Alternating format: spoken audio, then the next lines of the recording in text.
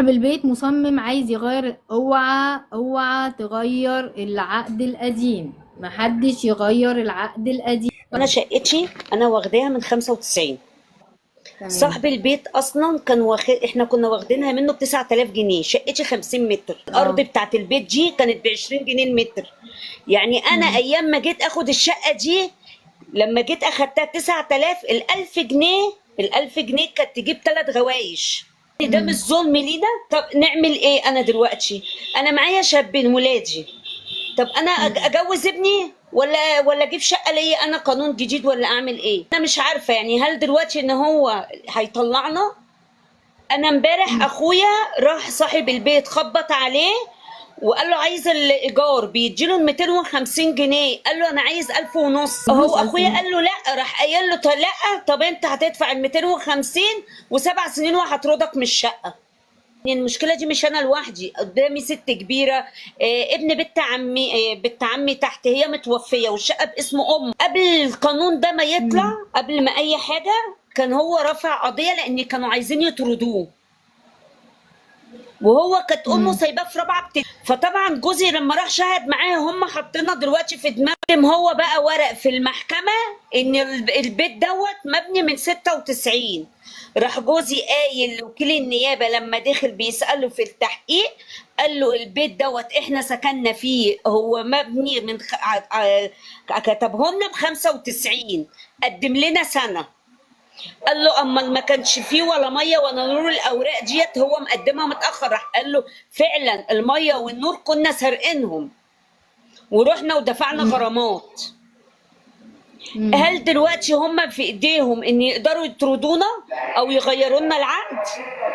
لا لا لا لا، محدش في ايده يعمل لك حاجة خالص. ما انتي تفضلي قاعدة في شقتك. شقتنا اه، جيتنا واخدينها على الطوبه. فاهمة لحد قصدي. هذا الان انا 29 سنه متجوزه، يعني قاعده في الشقه دي 28 سنه. قسما بالله انا بايع العقد بتاعي لسه السنه اللي فاتت 12 جرام وعامله سيراميك للشقه. طب ما انا برضو، ما هو الفلوس دي مش انا بعمل الحاجه، والحاجه ديت ما دلوقتي بتغلى.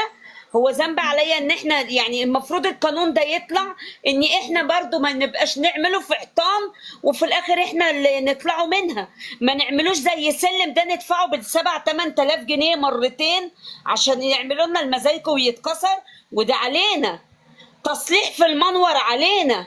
اي حاجه لو ما جرت ما انا اسفه في الكلمه بتتسلت بندفعوها. احنا مم. فين حقنا؟ لما هم القانون دوت هم عاملينه، فين احنا حقنا؟ ما احنا لينا حق زي ما هم بيدوروا على الملاك. احنا دفعنا 9000 جنيه ايام الرخص، والارض دي كانت ب 20 جنيه. احنا ساكنه في الحضره الجديده، الارض دي كانت زمان ب 20 جنيه. احنا زعلانين، احنا الرئيس احنا انتخبناه، بس لما نيجي نطلعوا ونترموا في الشارع لا، ما يرميناش في الشارع. احنا انتخبناه ووقفنا قلنا معاك يا ريس في غلاء في اي حاجه، انما توصل ان احنا نطلعوا من بيوتنا ليه؟ اجوز ابني اللي انا مش عارفه اصلا اجيب له شقه، ولا اجيب لي انا قانون جديد ادفع فلوس في قانون جديد، ولا اعمل جمعيه عشان احوش واجيب لابني شقه؟ ليه وصل الشعب للدرجه دي؟ الراجل خد منك الايجار، ما خدوش. ما انا خايفه اطلع اخبط عليهم صراحه، مش لا، عارفه ما اعمل ايه. تطلعيش. هو يجيلك. هو لو ما جاش لحد 15 يوم 15، روحي المحكمة ادفعي الثلاث شهور هناك على بعض، ومعاهم الرسوم 25 جنيه. بس كده وسيبك مش منه هيأذينا خالص، في ولا البيت؟ تكلمي. لا، ما يأذيكوش ولا يقدر يجي جنبك. وما ماشي. تصدقيش اي كلام بيقوله لانه كلام فارغ. يعني بجد دموعك غالية وما تعيطيش. انا ولا يقدر زعلانه، انا يخرجك. زعلانه ان هو يخلي يعني. واوعي. احنا بنقول احنا اه. عايزينك بس ما توجعناش. ما تع... ما ت... ما... يعني احنا ممكن ناكله اي حاجه، بس في الحيطه اللي احنا مدريانه ما ينفعش، ما ينفعش تعري شعبك. طب انت دلوقتي ليه ما بتكلمش المالك؟ المالك دلوقتي احنا اشتريناها منه ب 9000 جنيه، كان واخد الارض بملاليم. اقرب حاجه قالت لجوزي لما حصلت المشكله ان هو راح شهد مع ابن بنت عمي عشان ما يطلعش، راحت قالت لنا البيت دوت ليا والاحفادي، محدش هيقعد فيه الا احفادي. معرفش بقى كانت حاسه بان في قانون او ان ماشي او حاجه بالمحامي اللي تبعهم، مش عارفه صراحه يحصل يعني يتعمل اي حاجه صراحه. بيتعمل حاجات، وهيتعمل طعن على القانون، محدش هيخرج من بيته ان شاء الله، ما تقلقيش.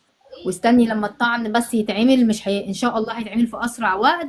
وبعدين جوزي العيال وانتي قاعده في شقتك، محدش هيقدر الله يبارك يجيلك. فيكي يا رب، الله يبارك فيكي. ما تنزلكيش يوم 15 ياخد الايجار، روحي ادفعيه في المحكمه وسيبك منه وما تكلميش معاه خالص. واوعي تغيري عقدك مهما حصل.